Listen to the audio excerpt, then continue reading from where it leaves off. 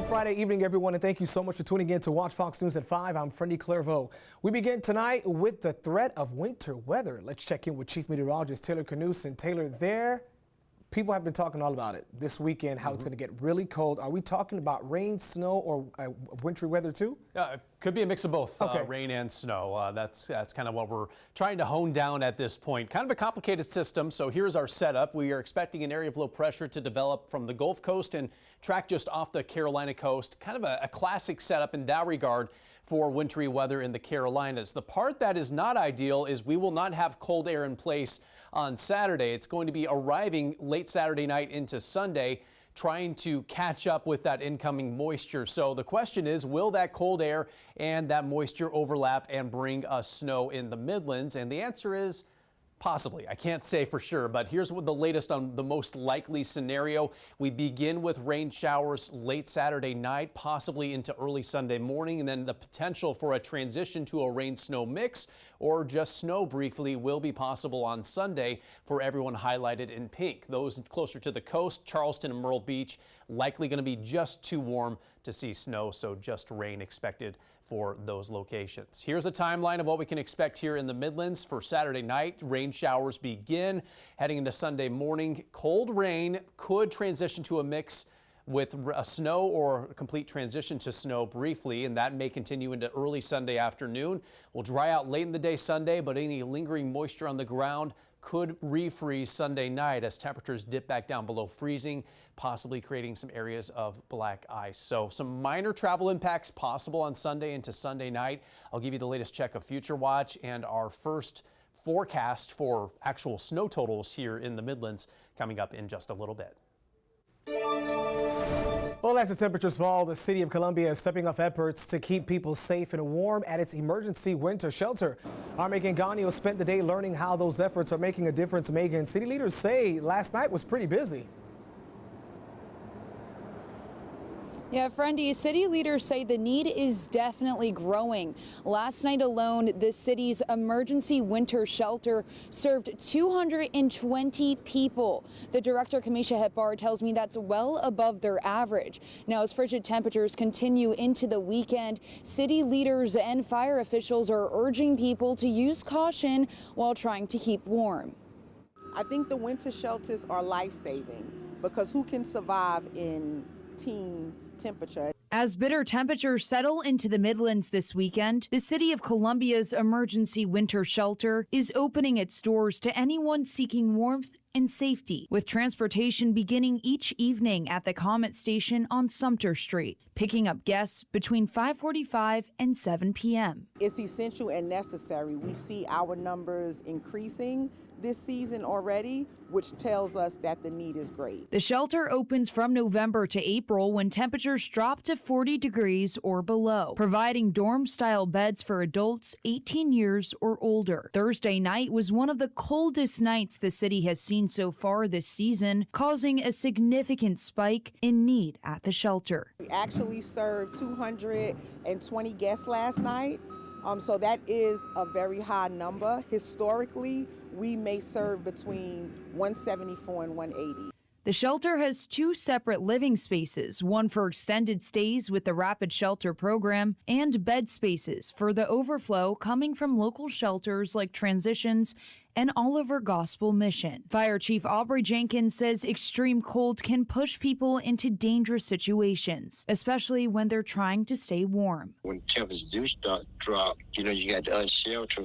What we've seen here lately is that people trying to stay warm and they'll make a fire. They're not trying to set the house on fire, these abandoned homes, but they go in and they'll start a fire in the floor to keep warm.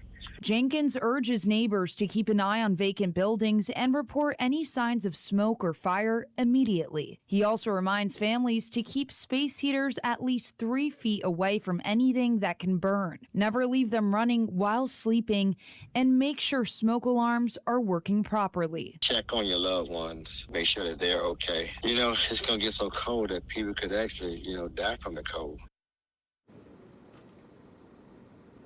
Hippard says guests will not only receive a hot meal and warm bed, but also access to outreach services. She does say they are in need of different things like sheets, clothing, and also blankets. And for more information on how you could help out and possibly donate, you could click on the story over at our website at WACH.com. In Columbia, I'm Megan Gagno, Watch Fox News, Local First.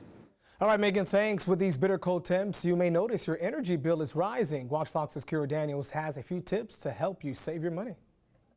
Dominion Energy serves around 1.3 million customers in South Carolina. Here are some ways they say you can save on energy during cold months. Adjust your thermostat to 68 degrees or lower and set it even lower when you're away. Each extra degree can significantly increase heating costs. If you have a heat pump, raise the temperature just 1 to 2 degrees at a time to avoid triggering auxiliary or emergency heat. Check air filters monthly and replace when dirty, and inspect ductwork for leaks and tears. Open drapes during the day to let the sun's natural warmth in and close them at night to keep the cold out. Finally, caulk and weather strip doors and windows to seal out drafts and keep the heat inside. Some people say even with conservation efforts, their bills are still climbing. One Dominion Energy customer says his bill went up more than $50 since November. I started out, I was maybe paying $175 a month for my house. Now I'm paying probably $250. Dominion Energy encourages customers to take steps now and use some of their resources like payment plans, Energy Share, or their low-income home energy assistance program. You can find other ways to help with your energy bills by going to this story on our website at WACH.com. In studio, I'm Kara Daniel, Watch Fox News, Local First. Kara, thanks. Well, cold temperatures can be tough on people and even tougher on your car. From dead batteries to flat tires, winter weather can cause big problems if you're not prepared. Meteorologist Will Rowe has some simple tips to help keep your car safe during when the temperatures drop. Will? That's right, Friendy. When the temperatures drop, your car feels it too. Experts say a few simple tips, or checks rather, can save you from damaging your car or even getting stranded on a cold morning. Cold weather can turn a routine drive into a major headache. Mechanics say one common winter problem is a dead battery. Extreme cold weather and extreme heat both can kill your battery, mess the cells up in the battery. Cold temperatures slow down the chemical reaction inside of your battery, making it harder to start your car, especially if the battery is already a few years old. Another big issue this time of the year? Your tires. If you've ever noticed a tire warning light coming on after a cold night, you're not alone. The colder the air molecules in the tire go down, your air pressure goes down as well. Just like the air in the atmosphere, the air inside of your tires contract when temperatures drop. For every 10-degree drop in temperature, tire pressure can drop by about 1 to 2 psi. Low tire pressure can affect handling, reduce fuel efficiency, and cause uneven tire wear. Experts recommend checking your tire pressure at least once a month during the winter and always when tires are cold. Mechanics also say cold weather is a good reminder to check your fluids. If the antifreeze to water ratio is low, the coolant in the motor and in the radiator can freeze, causing damage to your motor. Make sure your antifreeze is the proper level and rated for freezing temperatures. Windshield washer fluid should also be a winter blend to prevent it from freezing on your windshield. A few minutes of prep now can keep you safe and moving all winter long. Well, mechanics also recommend keeping an emergency kit in your car during the winter, including a blanket, flashlight, and jumper cables, just in case. Reporting in studio, I'm Will Rowe, Watch Fox News, Local First.